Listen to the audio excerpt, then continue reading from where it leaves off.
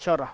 Kenapa tak boleh katakan seorang Muslim sebagai kafir ataupun sabitkan mereka dengan kekufuran dan syirik dan nifaq selagi mereka tidak zahirkan, dan kita perlu serahkan urusan dalaman hati mereka kepada Allah Subhanahu Wa Taala. Kenapa?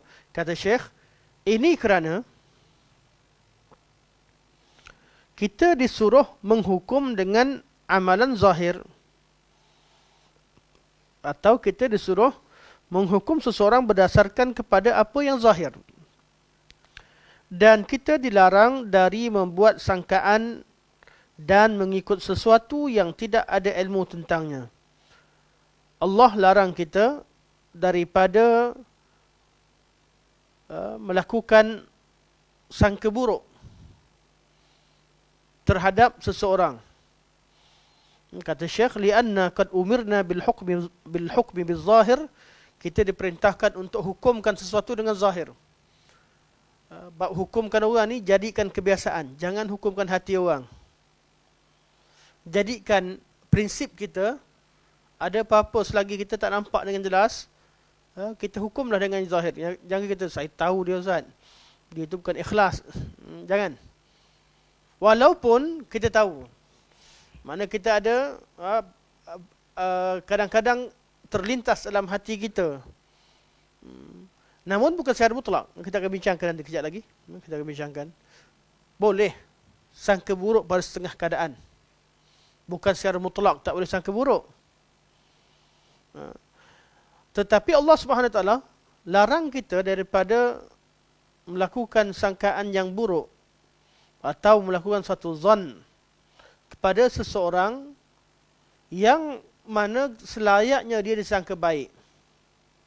Dalam bab keislaman, Allah larang kita sangkakan atau menghukumkan isi hati seseorang itu dengan kufur, nifaq dan syirik selagi ia tidak zahir.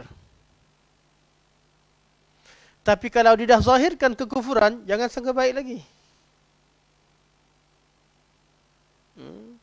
Orang tu, sebab kita contoh, dia dah pijak Quran, dia maki agama Islam, wal'azubillah, ada yang maki Allah, Rasul, sebagainya, ada sebagainya.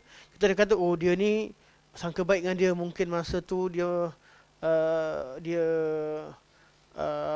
saja kot contohnya, ataupun dia dipaksa. Kita tak boleh sangka baik. Kita waktu keadaan bila dah cukup, segala qarinah dah tahu, kita perlu ambil tindakan.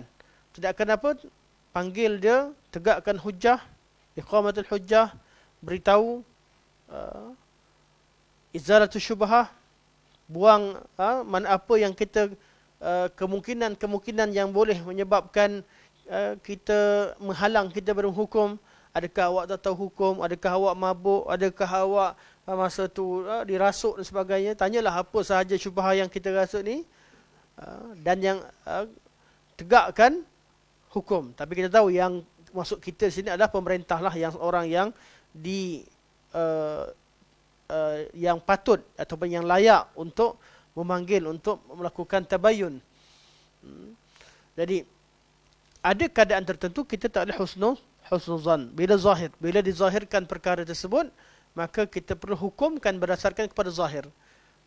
Manakala apa yang ada dalam hati seseorang, kita tak boleh hukumkan dia. Itu yang berlaku pada Khawarij. Dia nampak orang tu minum arak, dia kata tak mungkin dia ni Muslim lagi. Mana mungkin orang Muslim itu berzina? Mana mungkin orang Muslim itu minum arak? Mesti dia dah kafir dah ni. Itu hukumkan, dia hukumkan seseorang itu melebihi apa yang zahir, lebih pada apa yang zahir. Lianna qad umirna bil hukmi bil zahir wa nuhina 'anil zan, dan kita dilarang daripada melakukan zan, iaitu melakukan sangkaan yang buruk ini. Wattiba'i ma laysa lana bihi ilm, dan kita dilarang ikut mengambil tindakan ataupun mengikut apa yang kita tidak ada ilmu padanya. Kita kadang-kadang tak tahu satu cerita, kemudian kawan kita sampaikan cerita tentang seseorang, sesuatu yang kita tak tahu, orang sampaikan. Dan kita belum mempunyai ilmu yang yakin tentang perkara tersebut, jangan masuk campur dulu. Jangan bertindak dengan kejahilan. Walaupun kawan kata, kau ni kawan aku, kenapa tak sokong aku sekarang? Jangan dulu. Ambil masa untuk pastikan perkara itu benar ataupun tidak. Supaya kita tidak tersalah langkah dan mengambil tindakan berdasarkan kepada kejahilan atau mengambil tindakan berdasarkan kepada apa yang kita tidak ada ilmu padanya. Okay. Allah Subhanahu wa taala berfirman, Ya ayyuhalladzina amanu la yaskhar qaumun min qaumin.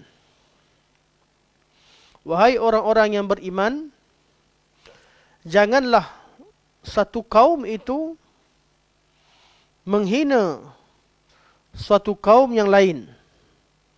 Asa ayyakunu khairan minhum. Berkemungkinan orang yang dihina, orang yang direndahkan itu lebih baik daripada dia.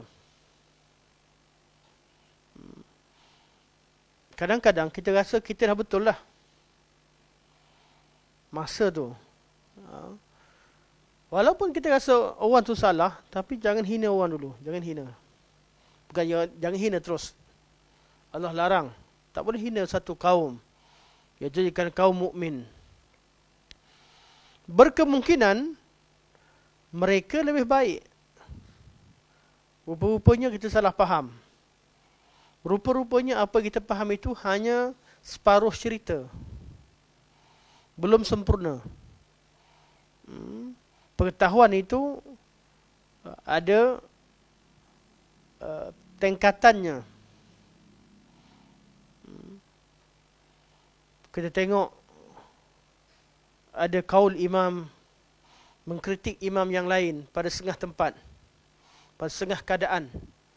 Jangan kita bersegera menghukumkan bahawa imam fulan dan fulan itu seseorang yang tidak layak menjadi ulama dan sebagainya. Tak mungkin ada seorang alim yang mu'tabar, yang diiktiraf oleh seluruh umat Islam, diterima oleh seluruh umat Islam, kemudian kita hukumkan dia dengan satu hukum dan pendapat yang mengatakan dia tidak layak. Pasti ada sebab. Pasti ada sebab. Dan pasti kalam itu tertumpu pada bab tertentu. Tidak ada orang yang sempurna. Dan apa yang berlaku akhir-akhir ini kaitan dengan kritikan terhadap Imam Abu Hanifah. Siapa sahaja belajar hadis pasti pernah jumpa kalam-kalam ulama terhadap ahli ra'yi dan terutamanya kepada tokoh-tokoh mereka seperti Imam Abu Hanifah, Imam Hamad, imam-imam yang besar.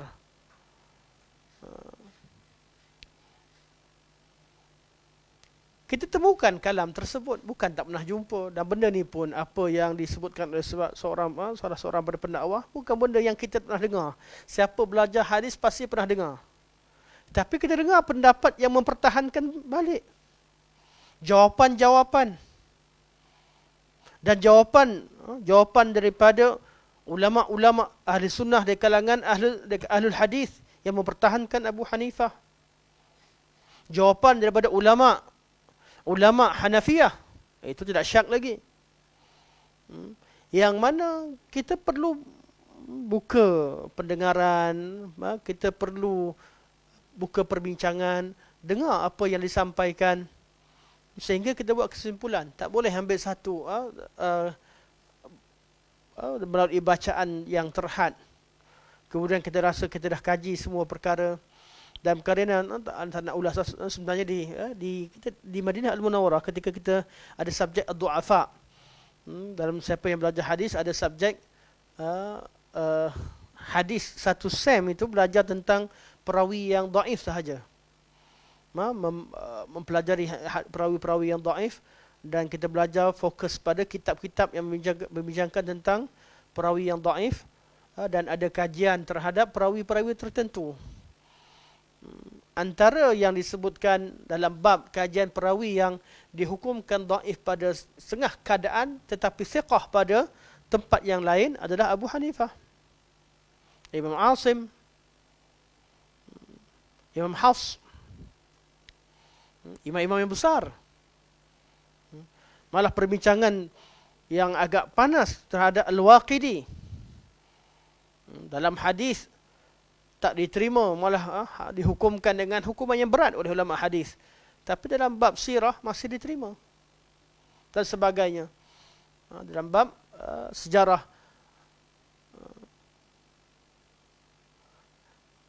Sebab itu dalam bab begini kita perlu kepada sifat ta'anni.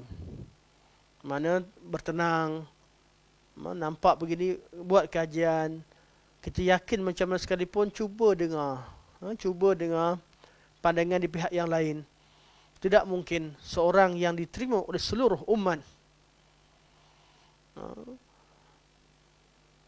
tiba-tiba ada yang keluarkan kenyataan membenci Abu Hanifah itu adalah sebahagian daripada iman. Sampai ke tahap begitu. Tidak mungkin. Ada kalam ulama, ada. Sebab tu kita kena bezakan antara nas.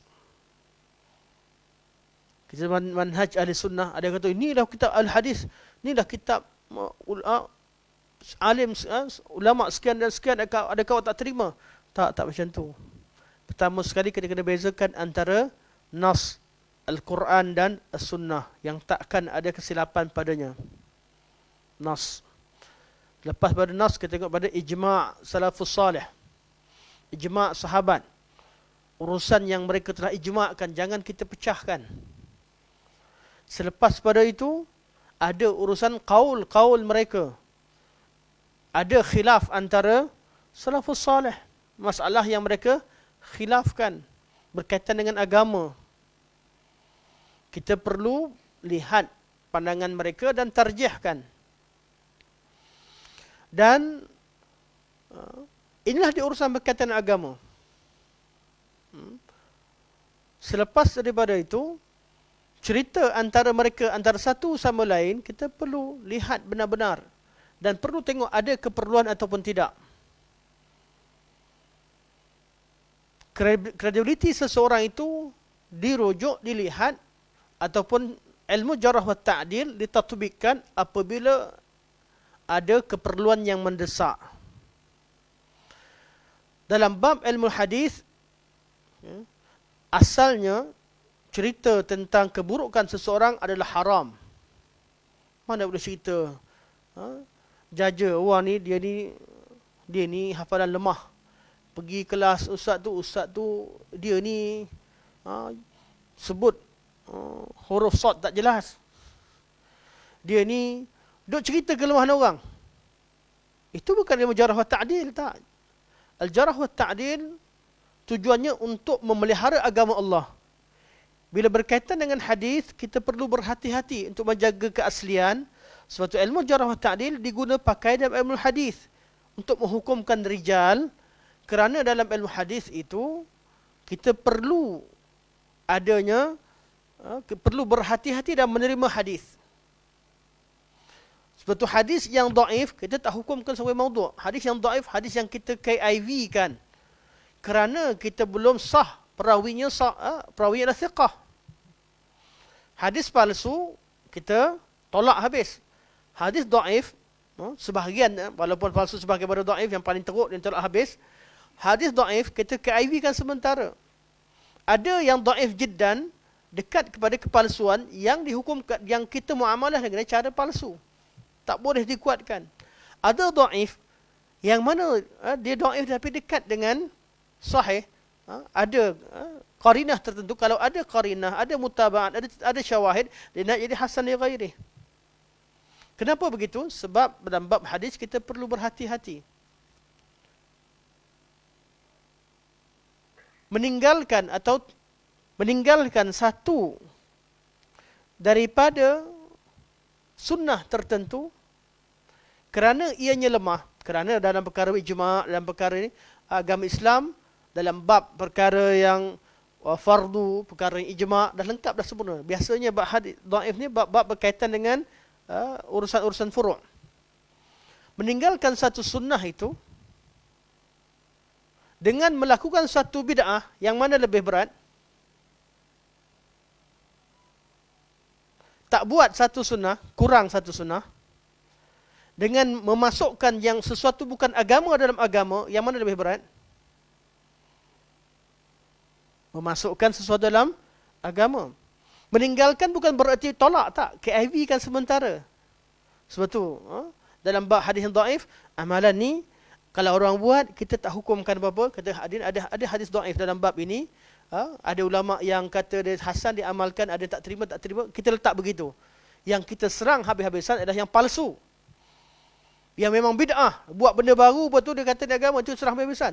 Tapi bab hadis dhaif, bab tertentu hadis dhaif yang ada kemungkinan ada ulama yang mengatakan boleh naik jadi hasan atau tidak, kita kata itu yang kita perlukan kepada fiqh. Kita perlu bertolak ansur. Ada ulama yang hukumkan lebih baik berhati-hati. Ada yang kata tapi qarinah dia kuat, sabit dan sebagainya. Di sini dah tempat khilaf, mahal khilaf. Bab hadis kita perlu praktikkan ilmu jarh wa ta'dil. Terpaksa kritik perawi walaupun dia ulama, walaupun dia alim, seorang alim yang hebat, tapi dia lupa, takut hafalan, kerana dia tak kuat hafalan, akhir sekali kita terima hadis yang salah. Kritikan jarh wa ta'dil kepada perawi itu tidak bererti mengkritik keadilan dia dalam agama secara mutlak. Kritikan sebagai perawi dihukumkan sebagai dhaif tidak bererti kita mengkritik keadilan dia dalam agama secara mutlak.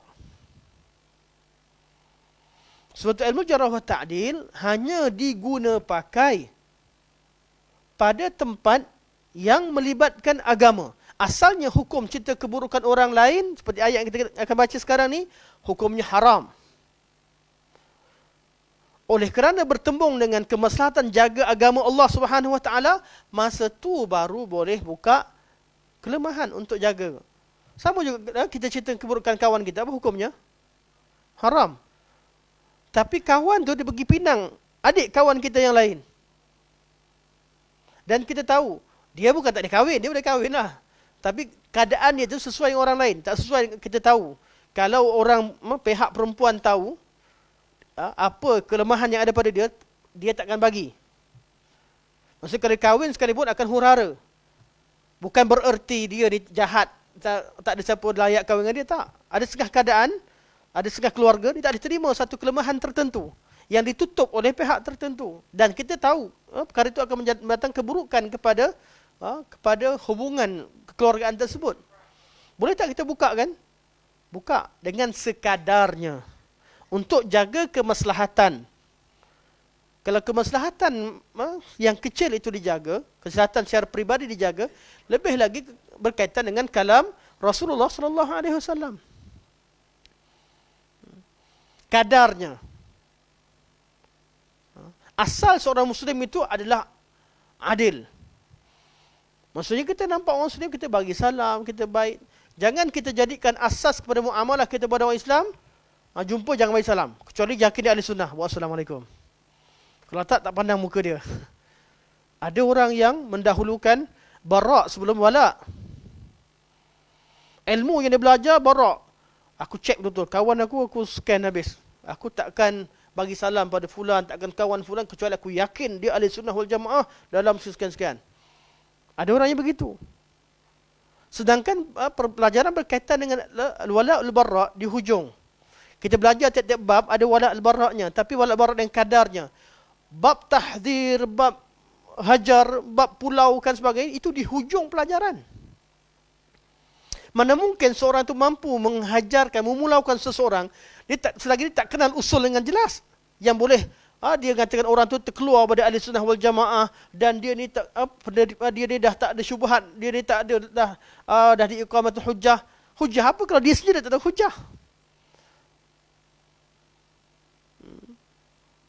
memang kita perlu dengar kepada qaul ulama dalam bab tertentu. Tapi bila berlakunya, kita tahu kalamul aqran pada satu zaman, syekh ini bermasalah dengan syekh fulan dan fulan dan sebagainya, akan ada kalam yang mentajrihkan satu sama lain. Ada bab kalam antara dua aqran ni kita kena tutup.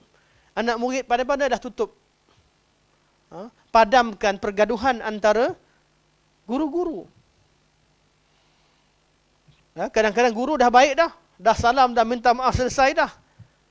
Yang duk sebarkan, yang duk sebar, yang duk cerita balik ialah orang kemudian.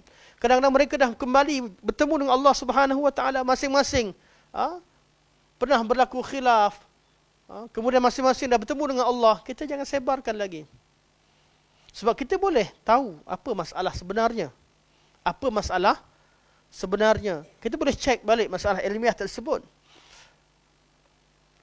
Kita tidak hukumkan seseorang berdasarkan kepada kesalahan. Kadang-kadang orang bikorek kesalahan lama. Enta tak tahu dulu dia begini. Ya, dulu. Kita tak tahu manhaj dia. Kesalahan memang ada orang salah. Kecuali kalau orang yang buat kesalahan, mengajak kepada buat kesalahan, buat bid'ah, ajak pada bid'ah, merosakkan umat. Ya, itu perlu ditahdir. Okay. Balik kepada teks kita. Kata Syekh, kita disuruh hukum dengan zahir. Dilarang untuk su'uzan ataupun mengikut zan kita. Dan kita disuruh untuk tidak mengambil tindakan berdasarkan kepada sesuatu yang kita tidak ada ilmu padanya.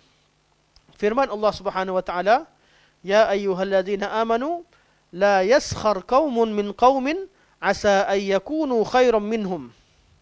Jangan, wahai orang-orang yang beriman, ini bukan cerita orang kafir ni. Ya, berlaku merendahkan ini berlaku di kalangan orang beriman. Tak semestinya kalau jadi iman, dah jadi ahli sunnah wal jamaah, hilang sifat ni. Sifat rendah, merendahkan.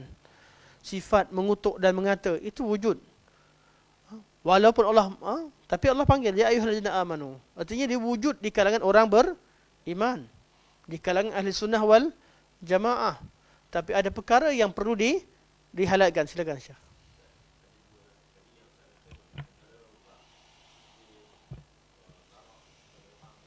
Bab? Okey. Okey.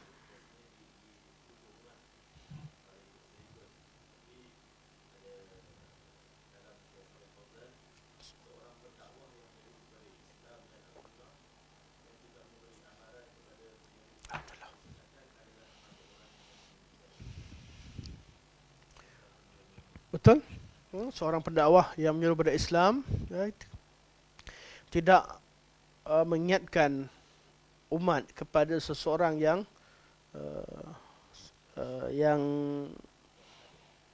ahli bid'ah, yang membahayakan umat, itulah termasuk menyembunyikan ilmu. Betul.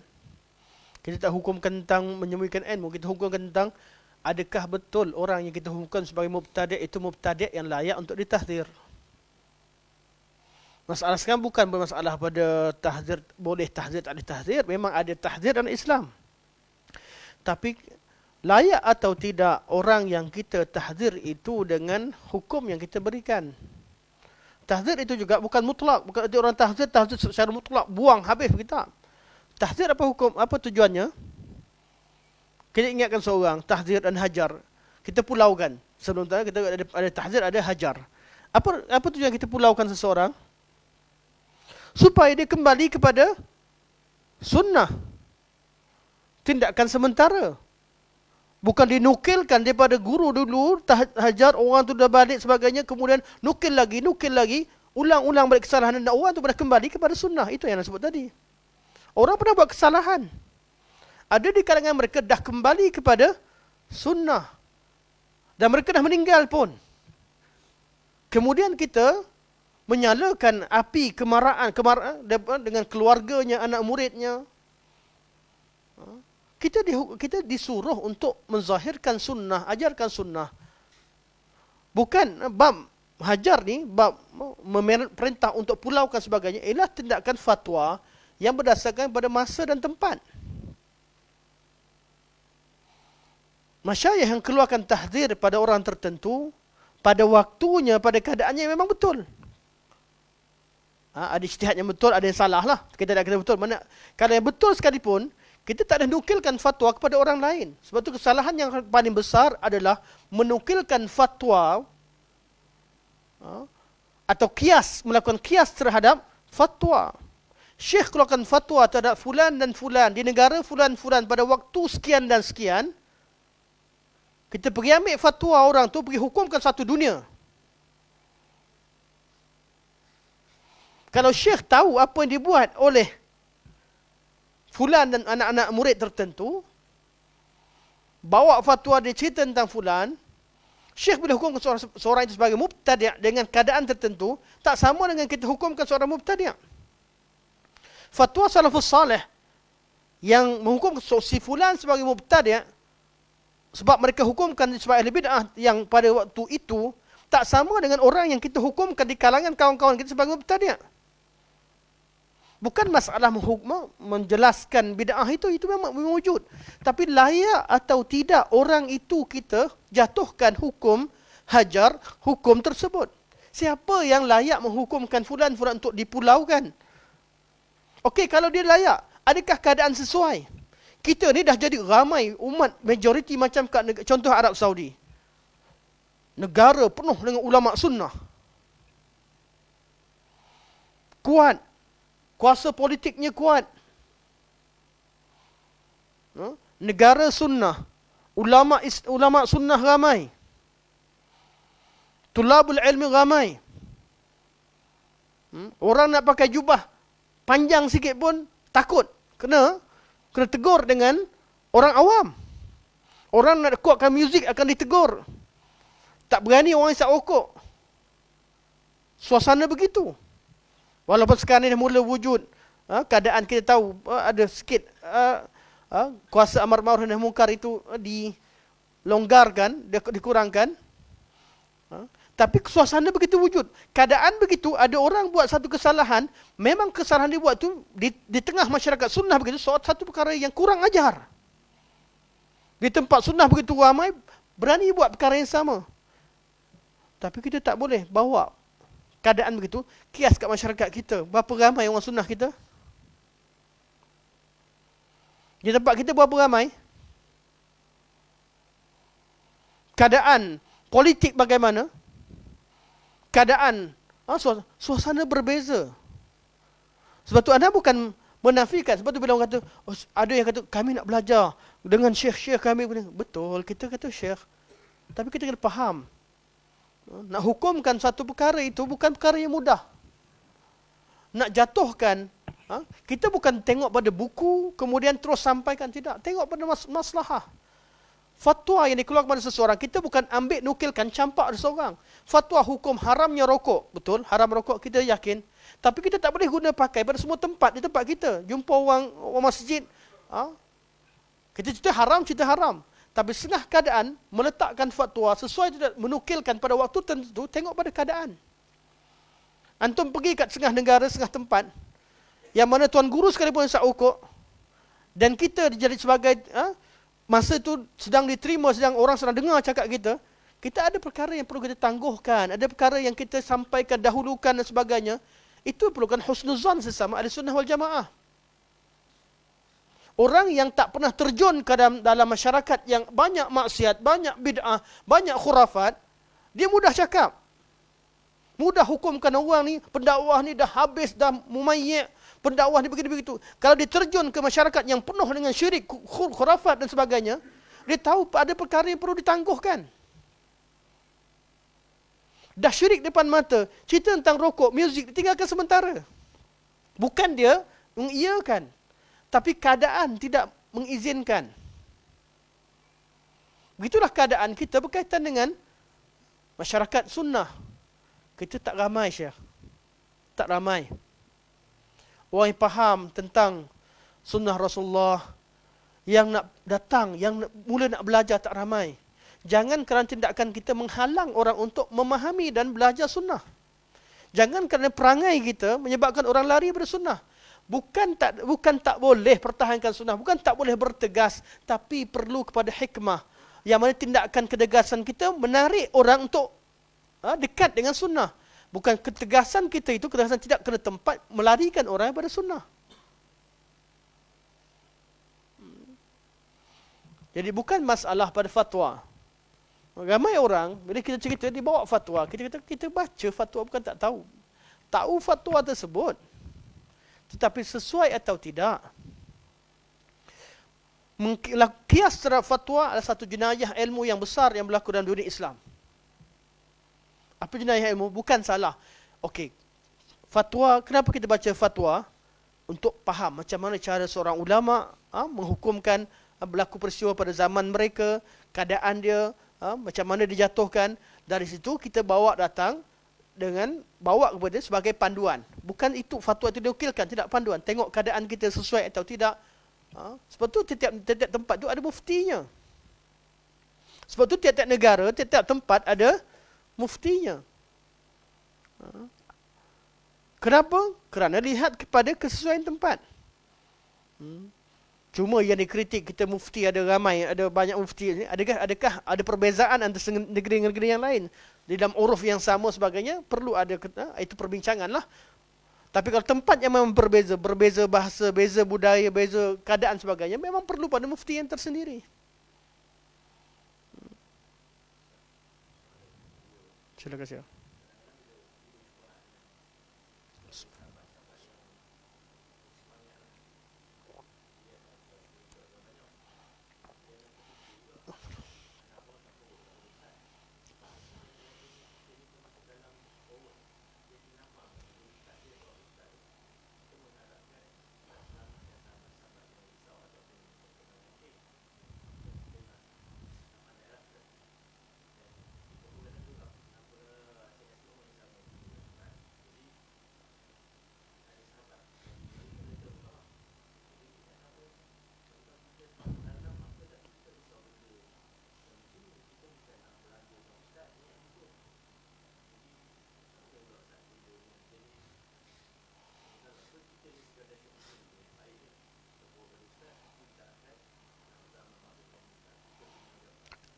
Untuk forwardkan pada orang yang layak. Kita rasa orang itu layak untuk mendengar dan dia tahu untuk bertindak mengikut kebijaksanaannya, tak ada masalah.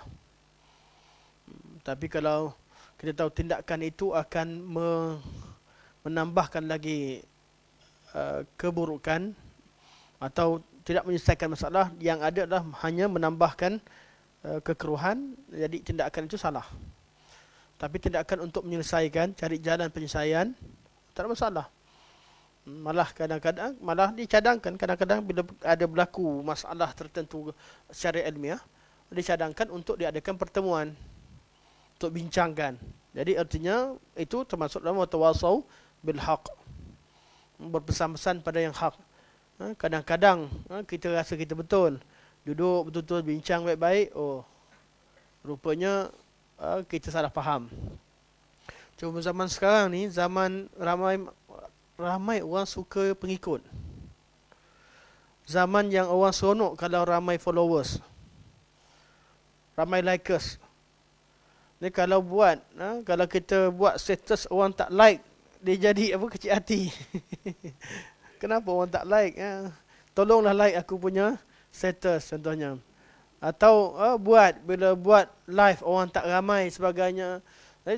Ada orang sanggup buat cerita kontroversi hanya semata-mata untuk cari followers, atau cari benda yang pelik-pelik, cerita benda yang sehingga merasakan bahawa dengan cara begitu dia akan kekal dipandang sebagai orang yang sentiasa ke depan dan sebagainya.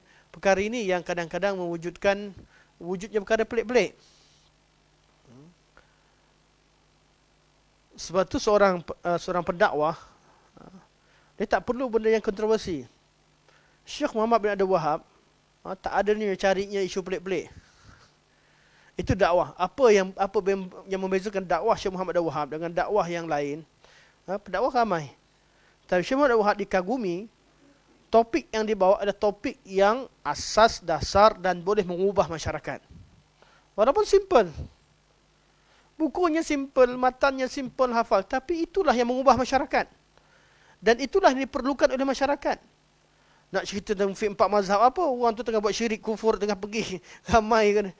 Orang tengah sibuk dengan urusan-urusan tak boleh bezakan antara ibadah dengan bid'ah, tak boleh bezakan antara perkara-perkara syirik dan juga perkara ibadah. Dah habis selaru. Jadi Syekh fokus pada urusan begini dalam masyarakat waktu keadaan tersebut. Walaupun kalau kita lihat kalam Syekh dah baca kitab Muhammad Syekh kalam Ibn Taymiyah, kitab Ibn Qayyim, dan direngkaskan banyak kitab. Dalam ringkasan beliau tersebut, pasti beliau melalui masalah-masalah yang berat yang banyak. Tapi Syekh tak sibuk dengan belajar, aku tahu ilmu mantik ke, aku tahu ilmu falsafah ke, tak ada. Syekh tengok apa penyakit ada kat masyarakat, apa yang kurang, apa perbaiki, buat gerakan secara jelas, ubah masyarakat, sehingga berjaya menegakkan negara yang berasaskan tauhid, menjalankan hukum hudud dan sebagainya. Itu yang dibuat oleh Syekh. Kita perlu lihat apa yang kita perlu sebenarnya. Sebab anda cerita dengan kawan-kawan lah, dengan kawan yang timbul ke isu sekian. Anda tanya pertama sekali, isu ni menguntungkan kita atau tidak? Perlu atau tidak? Nak cerita tentang apa kita sebenarnya? Dakwah yang kita buat sekarang ni, okay, orang kita, masyarakat kita perlu atau tidak? Ada yang pergi komen tentang negara Jordan, negara Saudi, negara sana sini, cerita tentang dunia umum. Masyarakat kita perlu atau tidak sekarang ni? Bukan masalah nak tunjuk kita hebat, kita tahu dan kita baca, tak apa, sikit-sikit bolehlah. Tapi kalau disibukkan umat dengan urusan negara orang, sedangkan kita sendiri tak lurus lagi pelaksanaan ibadah dan sebagainya, perlu balik kepada tengok keperluan. Fiqh dakwah ni tengok apa yang kita perlu. Antara kita ramai-ramai ni berapa orang yang tak baca Quran tak betul lagi. Tengok keperluan. Oh, ada lagi dekan sahabat kita yang baca Quran pun tak betul. Ya Allah, cerita tentang istinbat, semua tentang qiyas, rupanya nahwu tak tahu. Ilmu nahwu tak tahu. Ilmu saraf tak tahu, bahasa Arab tak tahu. Ilmu-ilmu asas tak tahu. Itu ubat sebenarnya. Ubat kita sebenarnya. Ambil masa artinya kita lengkapkan diri sampailah kadar tentu, bincang sikit. Bukan tak bercakap, ada isu-isu yang muttafaq, yang jelas, yang ijma' tak ada salah, betul lah. Tapi isu-isu sampai ke tahap tertentu, apa keperluan sebenarnya? Sebab tu berkaitan dengan kisah Abu Hanifah ni sekarang yang kecoh. Apa keperluannya? Apa sebenarnya keperluan? Sebelum cerita betul tak betul, urat dan sebagainya, adakah ini yang kita nak sibukkan masyarakat, memandaikan umat dengan perkara yang tidak mereka perlu? Dakwah salafus salih, apa berbeza dengan dakwah yang lain? Kalau tuan-tuan tengok pada minta maaf lah kerana cerita sikit berkaitan dengan manhaj. Selalu dibandingkan dakwah ikhwan muslimin dan dakwah salafiyah. Beza tak beza? Dua-dua asalnya ahli sunnah wal jamaah. Dasarnya sama, Al-Quran dan sunnah. Tapi secara fokus, manhaj dah jadi manhaj salah kat mana yang bab politik ni. Apa kata ulama salaf, gerakan salafiyah, semua cerita moden ni, yang bukan cerita lama, gerakan salafiyah moden dengan gerakan ikhwan muslimin. Kata salafus salih, dakwah itu perlu daripada dasar, betulkan tauhid, betulkan ibadah. Kita nak jadi orang salafus salih tahu apa pandangan Syekh Muhammad Wahab dan juga anak-anak murid beliau dan ulama-ulama dakwah. Apa gerakan mereka? Mereka kata perlu masyarakat itu kalau nak kukuh, nak tegakkan negara, perlu ditegakkan dari bawah. Sebab itu sebelum mereka pegang politik sebagainya, ditegakkan, dibetulkan dulu urusan akidah. Dihapuskan bid'ah, khurafat. Fahamkan umat terhadap dasar agama mereka. Ilmu banyak, tapi ilmu apa yang mereka perlu? Kita belajar ni banyak benda yang kita perlu tahu, tapi apa yang perlu kita tahu? Maka Syekh Muhammad Wahab buatkan matan usul salasah berkaitan dengan berkaitan dengan makrifah, bab makrifah, kita tahu dalam dunia ini kita akan rugi kecuali orang yang berilmu, beramal, yang berpesan-pesan pada kebenaran dan berpesan-pesan kepada kesabaran. Ilmu ni ilmu apa? Syekh kata usul salasah. 3 ilmu, 3 makrifah yang paling utama. Kalau kamu tahu apa sekalipun, tapi kalau tak kenal Allah dengan betul, tak kenal Nabi betul-betul, tak kenal agama dengan betul, anggaplah kamu itu jahil. Pakar, Masya Allah, pakar komputer, pakar IT, pakar ini dan itu, tapi agama tak faham. Syekh bawa balik masyarakat. Usul salasah ni, ma'rifatullah, ma'rifatun nabiyyihi, ma'rifatul din bil adillah. Usul salasah ni dihafal oleh seluruh warga negaranya. Tahu 3 benda. Kenal Allah betul-betul, sehingga kita mentauhidkan Allah betul-betul. Kenal Nabi betul-betul, dan kenal sunnah Nabi betul-betul. Kenal agama ni betul-betul. 3 ni menjadi dasar kepada yang dipegang oleh rakyat. Macam kita hafal rukun negara lah. Matan usul salasah dihafal oleh rakyat. Terutama rakyat Arab Saudi tu, di sana diwajibkan untuk hafal, supaya kembali bermakrifah ilmu sebenar yang menjadi dasar, yang menjadi asas kita ada 3 ilmu tadi.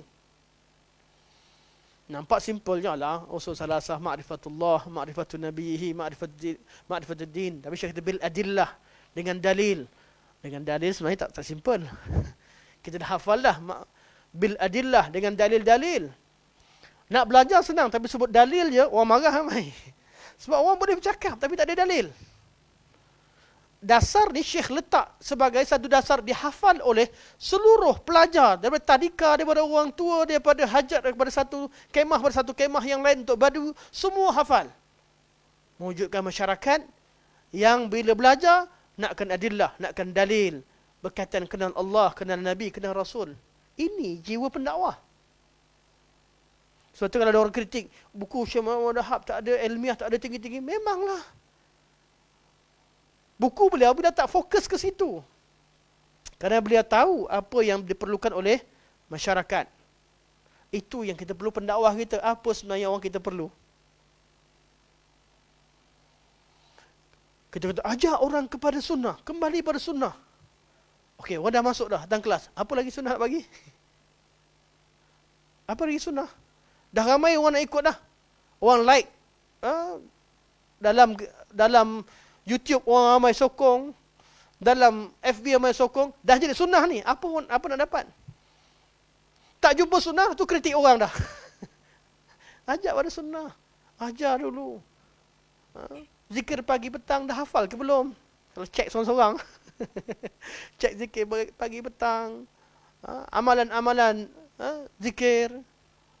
Kitab-kitab matan-matan yang asas. Benda yang asas. Tak payah hafal secara maksudnya dengan matan tu biarlah pelajar betul rahmah dia hafal.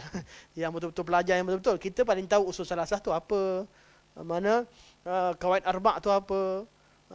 Jangan pula dah belajar sampai akidah tahawiyah, benda-benda basic tak tahu. Kena tahu juga. Sebab tu perlu adanya daurah tertentu untuk balik semula, bincangkan semula sebagainya. Kita perlu tahu.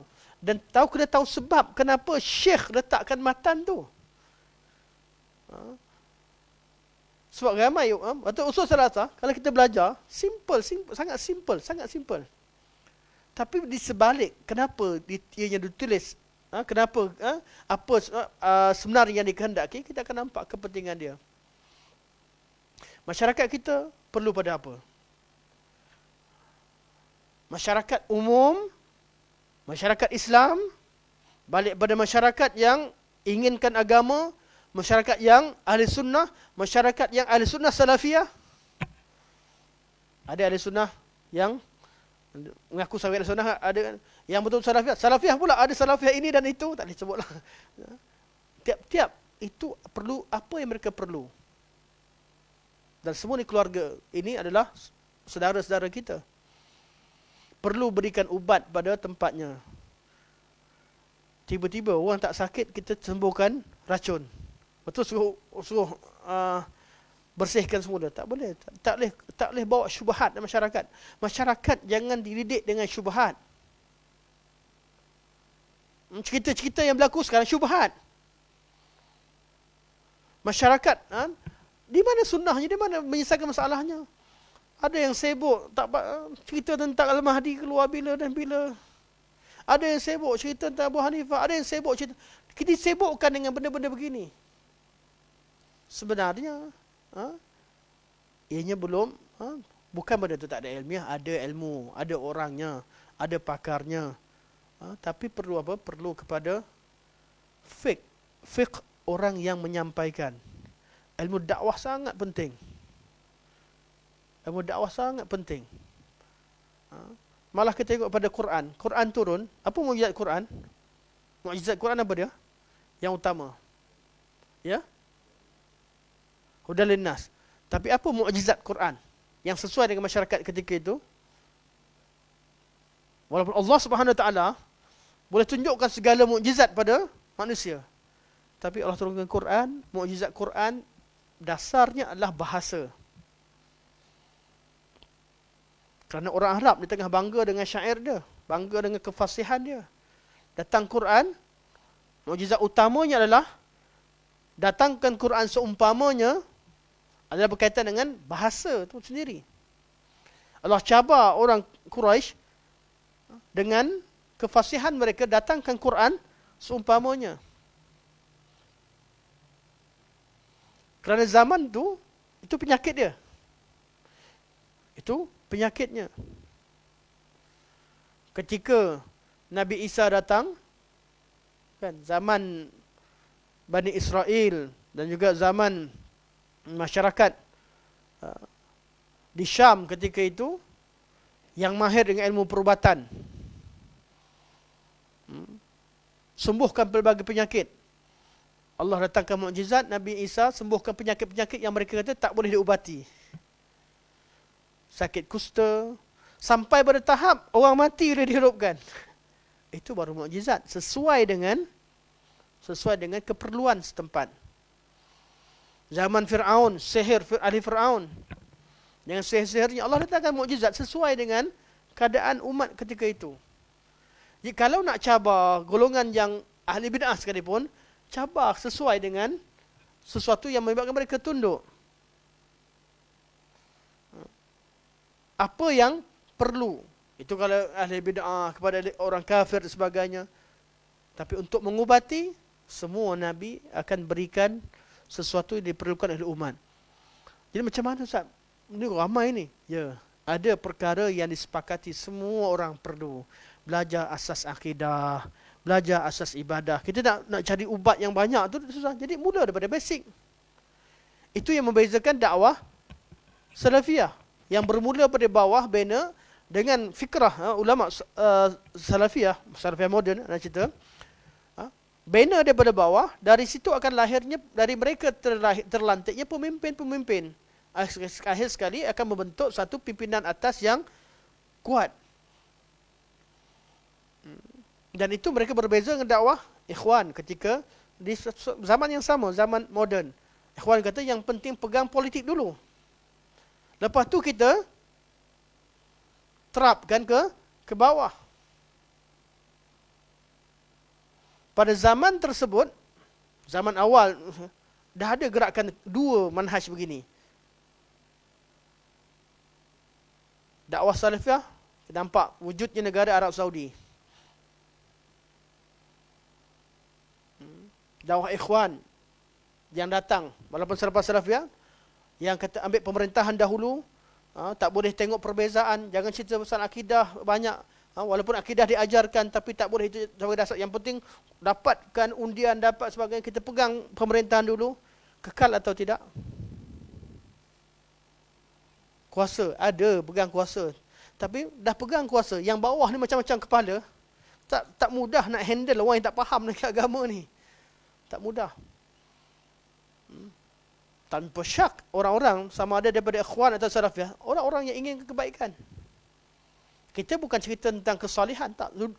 Kebanyakan dari mereka orang-orang yang soleh. Cuma manhaj cara untuk ini manhaj politik, bab politik berbeza. Ada pecahan dia akan berlaku lah. Yang ni kerana dapatkan pemerintahan boleh kritik pemerintah asalkan menang. Yang ni tak nak politik, yang penting rakyat. Akhir sekali taat, cerita tentang ketaatan kepada pemerintah, itu semua pecahan yang kemudian dibincangkan. Manhaj dalam bab politik sebagainya. Itu perlu dalam bab-bab begini, perlu juga kita faham, perlu kita tahu apa perlu, apa tak perlu. Matan yang sama tak settle lah, kita baca. Kita ulang balik minggu depan insya-Allah. Tapi bab ni penting jugalah, bab penting juga untuk kita faham. Jadi kalau nak tulis, kalau anak ni jangan ikut anak, sebab anak ni malas nak tulis. Malah tulis, kalau siapa rajin tulis, tengok betul-betul apa yang masyarakat perlu. Apa yang mereka perlu, bukan apa yang mereka nak. Yang mereka nak ni macam-macam kalau orang minta. Ustaz, cerita sikit tentang Yahudi. Anak sampai sekarang tak cerita. Apa cerita Yahudi? Kita sendiri tak settle. Bukan tak perlu, perlu. Tapi pada babnya. Tapi nak cerita tentang dakwah, tentang kita agama Yahudi. Apa perlu dakwah tentang agama Yahudi? Sahabat sekadar ramai minta nak buat dakwah tentang agama Buddha. Apa penting? Apa kegunaannya? Tak ada keperluan lagi. Bukan sebab kita tak tahu. Bukan sebab kita tak belajar. Belum ada keperluan. Kerana kita tahu, nak dakwah mereka cukup dengan akhlak, cukup dengan adat, dah berjaya dakwah mereka. Buat apa kita pergi selongkar kitab dia datang nak cerita? Belum ada keperluan. Perlu kita fix pada cerita dan bertindak apa yang diperlukan. Sehingga apa yang kita buat tu walaupun sedikit tapi memberi kesan. Wallahu ta'ala alam. InsyaAllah. InsyaAllah kita buka soalan kot sebab kita dah tadi soalan je kita dah pukul 10.45. Sampai sini saja. Semoga Allah Subhanahu Wa Taala jadikan pertemuan kita pertemuan yang manfaat, yang baik buat Allah Subhanahu Wa Taala, yang lemah kurang daripada anak sendiri. Semoga Allah Subhanahu Wa Taala terima segala kebaikan, ampunkan segala kelemahan tersebut. Semoga Allah Subhanahu Wa Taala bimbing kita di dunia sampailah di hari akhirat, sampai dibawa masuk syurga Allah Subhanahu Wa Taala. Subhanakallah walhamdulillah, asyhadu an la ilaha illa anta, astaghfiruka wa atubu ilaik. Wa sallallahu ala sayyidina Muhammad wa ala alihi wa sahbihi wa baraka wa sallam. Alhamdulillahirabbil alamin. Assalamualaikum warahmatullahi wabarakatuh.